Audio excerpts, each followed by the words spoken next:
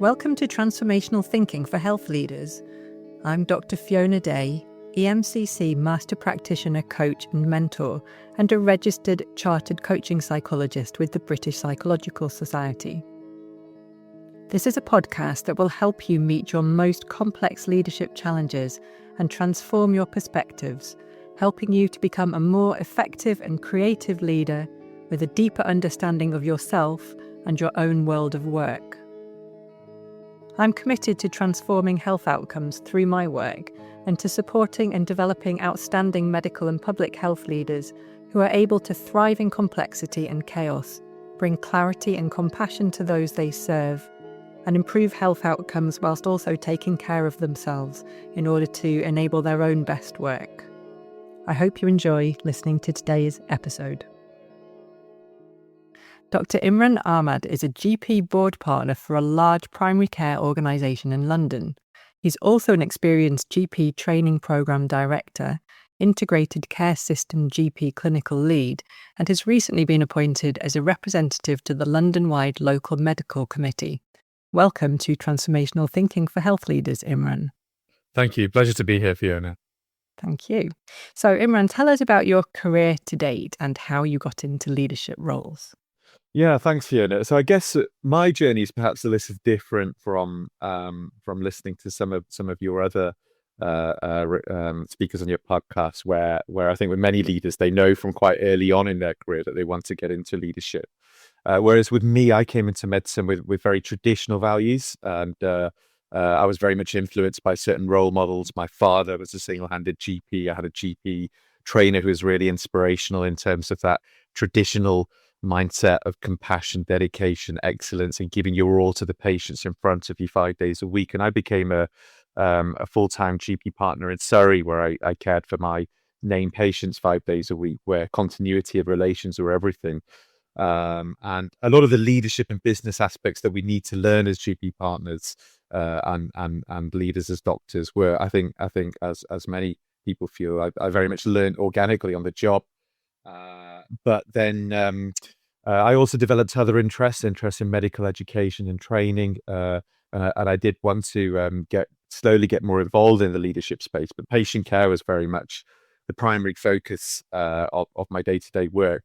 But about 3 years ago, I reached a crossroads where I relocated for family reasons, and I used that opportunity just to hit the reset button on my career and create a space to really reflect on what I wanted to do professionally. And it was an opportunity for reinvention for me, is to consider how I could really use my experience to make more of an impact beyond individual patient care. And I was fortunate to join a group of ambitious partners at the time, and we started a journey to evolve our GP practice to become a large at-scale GP organization focusing on growth and sustainability and system impact. And I've also started to take on some wider system leadership roles, as you mentioned earlier. I'm a clinical lead for the ICB in the local borough in a transformation project, and I've continued as a GP training program director, developing the next generation of clinicians.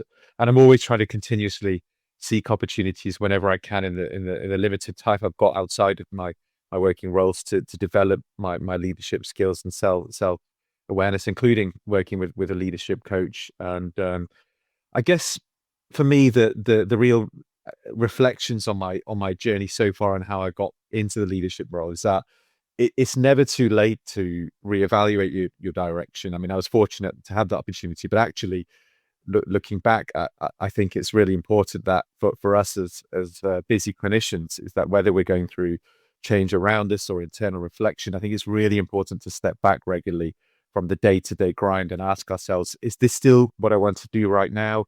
And how can I shape my next 5 years to align with what matters to me most?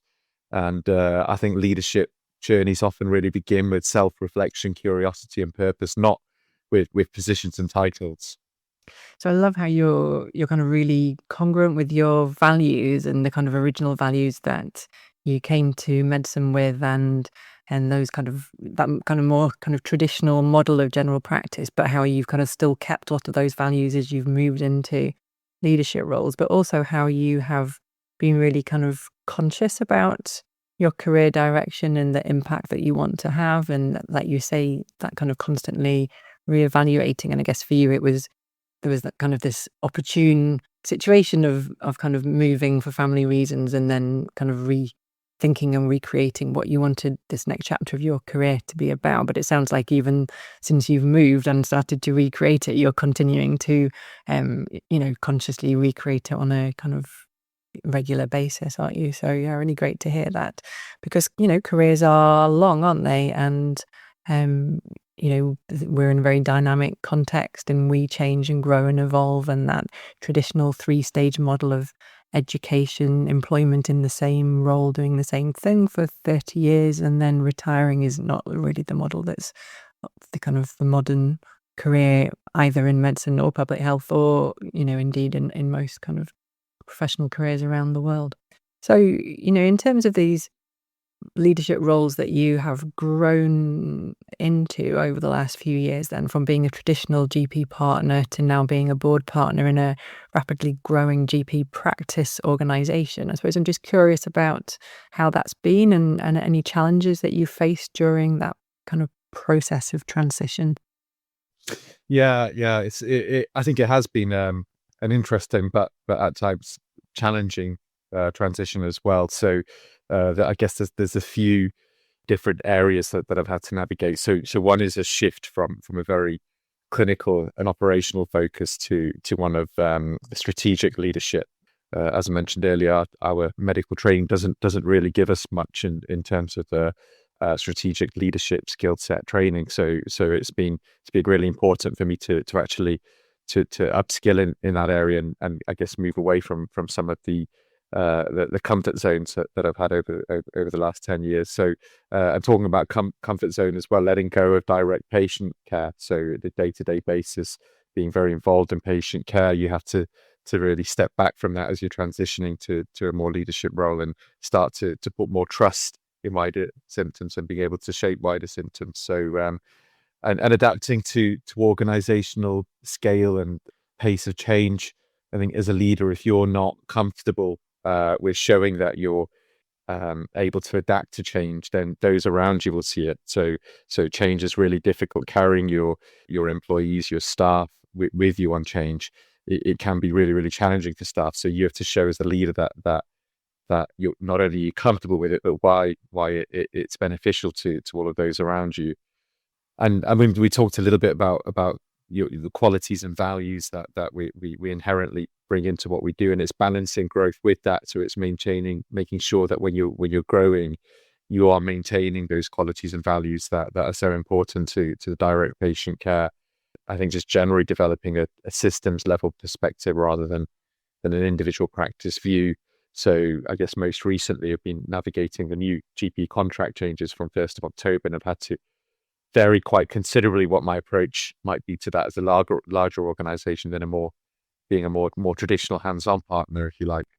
Yeah, so I mean, I was a GP registrar when the last contract change happened 20 something years ago. So obviously, it's a kind of massive change. How is that going for you and colleagues? Yeah, it's really I guess really interesting question, because it was more of a, I guess a more of a, put on this as a contract variation, but I think it's a really good example of why it's so essential for us as frontline clinical leaders to be very much driving the change for our organization. So the I guess one of the main things of the contract that many of us are navigating was the Department of Health created a need for us to have our online access open for routine queries for patients throughout all core hours, right up until 6:30.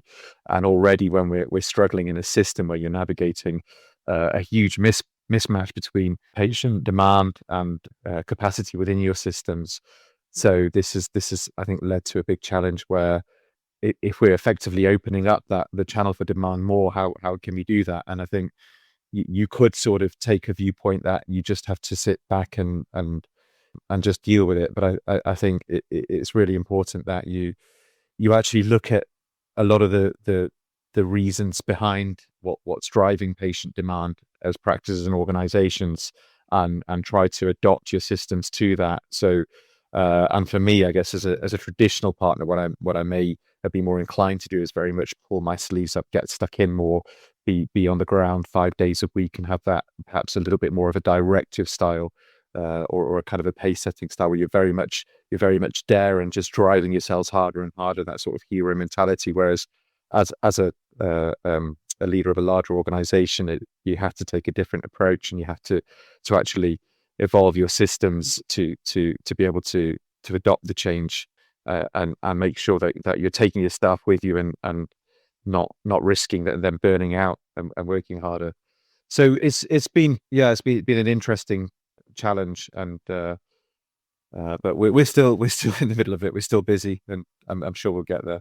Yeah, so kind of lots of changes going on, aren't there? And I guess what I really hear as well is like kind of knowing that you can flex your leadership style according to the context, but also, being a pace setter is such an important part of being a leader, and knowing the right pace, like you say, about kind of not burning people out in the process. And leadership is such a kind of relational business. It is always about your relationship with your colleagues and the people around you, and taking people on a journey, isn't it? So it sounds like you're doing that in a really kind of conscious way. And I guess I'm wondering about, strategic thinking that you mentioned.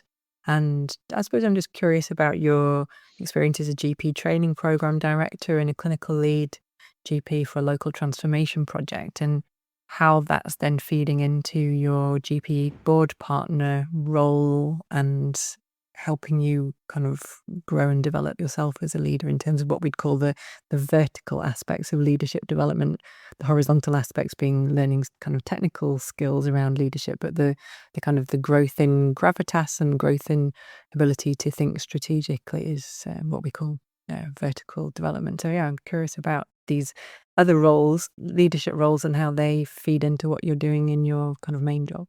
I think it's there's certainly been a big overlap in terms of these roles and what I do as my main role, and I think I've benefited from having I guess a different lens, a different viewpoint, from having different roles. So my training program director role very much focuses on the future workforce. So there's a big element of mentorship, sustainability in the future workforce, enhancing skills in developing people, and planning longer term.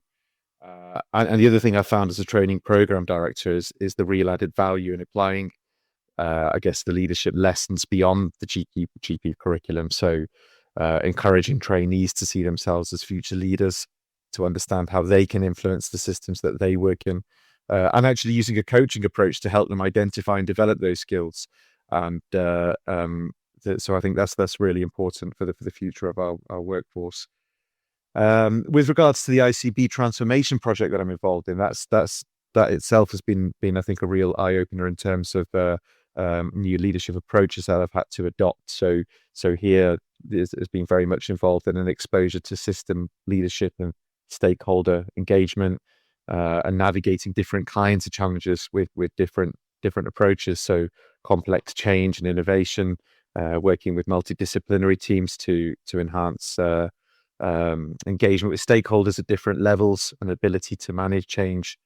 And so that's been interesting as well. And I've certainly noted that often when you work with different stakeholders, sometimes you can really face challenges in terms of again, I guess those traditional leadership styles, and it may not work in that sort of setting. So having to really build trust, build relationships across stakeholders, and having a shared vision across organizations, I guess, a kind of, we're all working together. And here leadership, I guess, means more around facilitating alignment rather than trying to enforce control. So I guess these roles have very much reinforced my need to maintain and develop strategic thinking, and an essence of collaborative problem solving as well. Did you know that workplace coaching is very well established as an evidence-based intervention for leadership, career development, and increasing well-being, with over 10 systematic reviews and meta-analyses consistently demonstrating this? It's also been found to be very effective in a recent systematic umbrella review of leadership training in healthcare specifically, as well as in other systematic reviews and meta-analyses of medical leadership development. And did you also know that coaching psychology, a subspecialty of both coaching and also of psychology, was shown in a meta-analysis to be even more effective? If you're enjoying this or any episode, please would you help me as a coach and coaching psychologist to contribute to transforming health outcomes and supporting health leaders by sharing my podcast with a peer or colleague. Thank you, and now back to the podcast. Yeah, it's great to hear all of that and how, as you become increasingly skilled as a leader and moving into those kind of system leadership roles and different ways of leading that are needed in terms of that kind of very much collaborative approach, aligning multiple complex agendas. And I suppose I'm curious, Imran, about how you've navigated this journey, particularly in the last few years, where it sounds like you really kind of accelerated your own leadership development. What's been helpful to you? Yeah, so I think the impact of learning new styles. So first and foremost, identifying your own blind spots as a leader, or your own developmental needs, being willing to adopt to learning new styles. And for me, there's been a lot about self development, but also coaching. So I've been obviously fortunate to work with yourself as a leadership coach, and I think it's really important because sometimes you do need to reach out and seek external support to help guide you. And but I guess that the key learning things for me is that good leadership, it's contextual, it's dynamic, it's not a one size fits all approach. And as I mentioned earlier, shift from directive and pace setting styles towards more collaborative and adaptive leadership styles. That's really helped me to be able to adapt to new challenges. And I think what I've found is, as being involved in a large organization, I've needed to adopt to a greater emphasis on listening, empathy, feedback, developing more of a transformational leadership approach to help inspire and motivate each other and motivate others around us. And with that, you need an awareness of self-reflection and emotional intelligence as part of a leadership tool.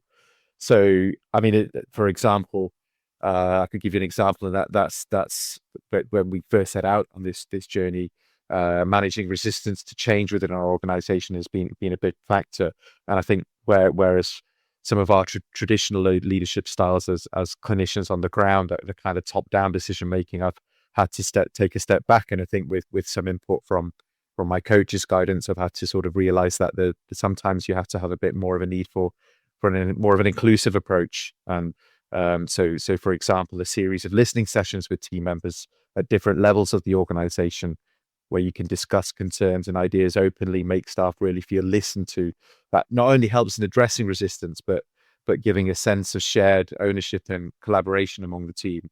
And I think then you really create more of a purpose of the team feel empowered and aligned with your direction, and they feel like you're taking them on the journey with you, and very much a shared decision making. I guess very much like I remember you said to me once, it's a big part of it is about diagnosing a problem. I guess like we do traditionally with patients, identifying the pattern and then applying the right style. And so much of that skill set we can transform towards a wider leadership within our organizations.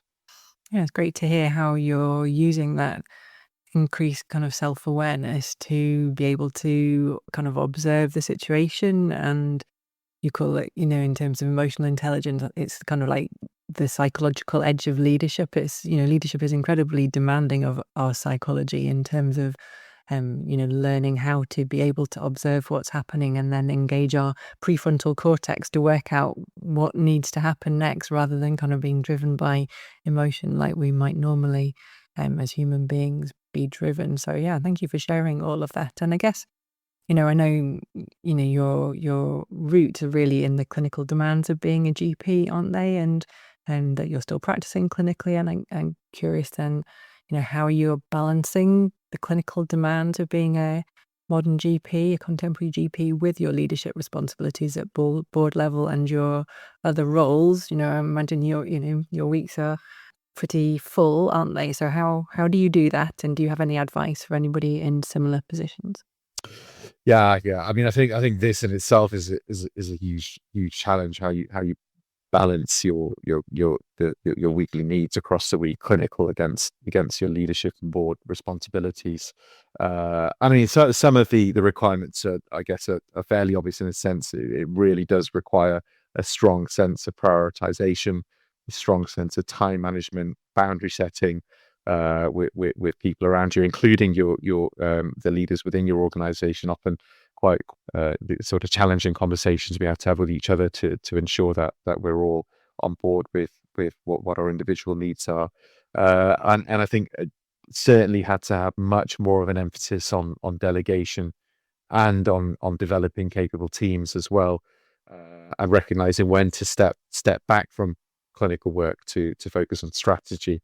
I think, as I mentioned earlier, sometimes there's that track that you can flip back into your comfort zones, what you've been comfortable doing for many years, but often you just have to take the strength to say, I need to step out of my comfort zone and focus more on driving the strategy and driving the organization around me. And just, but still really important to maintain connection with the front line, to keep decisions patient centered, and to ensure that the team very much see you as one of them, as a frontline clinician, not just somebody who's in the background. So I guess one of the most important pieces of advice I would give that I found helpful is that you really need to trust your team, and you need to see delegation as a growth tool, not a loss of control. And delegation isn't just a case of making your life easier so you can get on with the work that you do, but it is very much a growth tool. It is very much allowing those around you to be able to grow, and learning lessons from that. So seeing where if they make mistakes, but as you delegate to them, you can help to support them constructively and help them to take more work on. So it sounds like you're growing a really kind of psychologically safe culture around you, of safe to experiment and safe to learn and grow and develop, but with this very much kind of growth mindset of there's kind of like there's no upper limit really, is there, in terms of human potential here and how far your staff can grow and develop. And I love what you were saying earlier in terms of your the registrars and helping them to see themselves as leaders, and it's not a kind of label that you kind of get stuck onto you, but it's already there, and helping people to it's about cultivating an identity as a leader that kind of gives people some kind of internal confidence that then allows them to display more leadership behaviors. So, just thinking about, this reflections that we're taking here in your own, around your own leadership journey, and any advice you'd give other clinicians who are looking to take on leadership roles. Yeah. So I guess first thing I'd say is don't underestimate your clinical experience and how much of a foundation that is for credible leadership.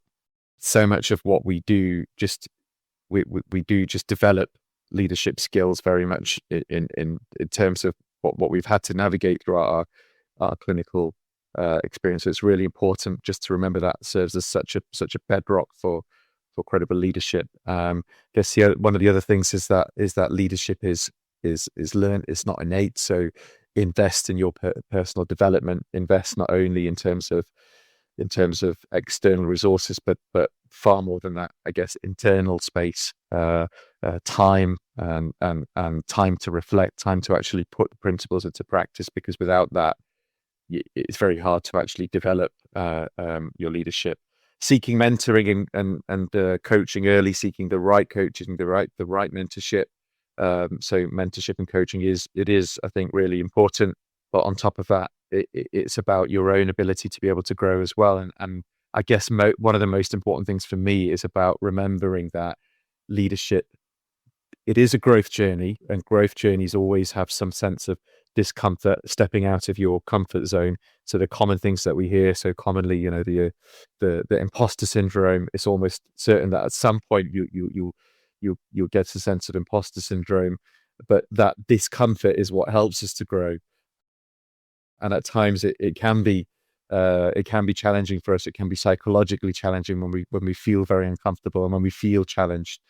And it's really important that we have a big sense of self-awareness that's a big part of it. Being able to embrace the discomfort, I think, is a huge part of growing as a leader.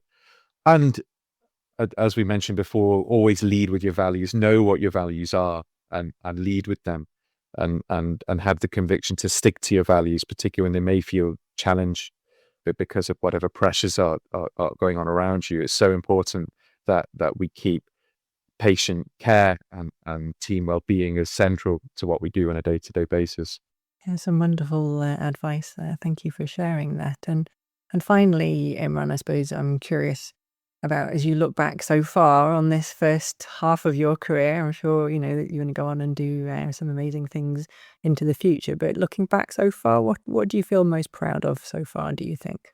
Yeah, so I would say what I really feel most proud of is helping people to move forward, unlocking potential in others. So particularly say people might be stuck at a part of their career, or if they feel that they've reached their ceiling, making them realize that they can still grow. So some of the proudest moments for me, for example, are say supporting GP trainees to overcome barriers. So I've been involved in some GP trainees who say have got stuck on their consulting assessments for linguistic difficulties or other reasons, and being able to see them succeed to not only come over those barriers, but eventually become really confident and independent GPs. I think that's been one of the most proudest moments for me. I guess that also reflects a little bit on in terms of that coaching leadership style, enabling people to focus on their own reflection and empowerment rather than direction, so that they know that they're driving in a direction that's their own, rather than them being empowered on them from the outside.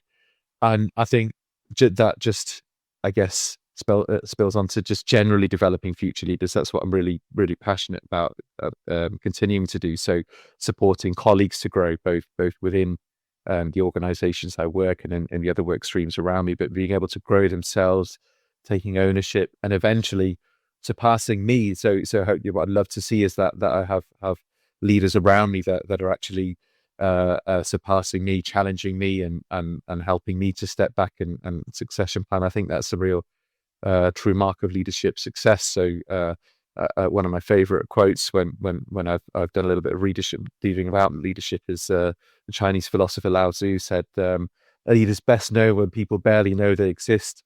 The people will say, we did it ourselves. That's the kind of leadership that I would love to aspire to one day. Thank you, Imran. It's really wonderful to hear all of this and how, again, you know, that kind of really kind of values congruent leadership, but also how you really embody growth mindset as a leader. And yeah, really inspiring to hear that. And I'm sure really inspiring for everybody around you as well. So thank you for sharing all of your views and experiences and reflections with us today. I really appreciate it and wish you every success for the future. Thanks very much, Fiona. It's been a real pleasure again. Thank you. If you've enjoyed this podcast and would like to find out more, head over to www.fionadayconsulting.co.uk and you can receive 3 hours of free CPD through my Health Career Success Programme. And there's loads of other resources to support you as a medical or public health leader on my website too. I greatly value any feedback and to know what you would like more of, so please don't hesitate to get in touch with me at fiona@fionadayconsulting.co.uk to help me to better meet your needs. Thank you for listening and for your commitment to transforming health outcomes.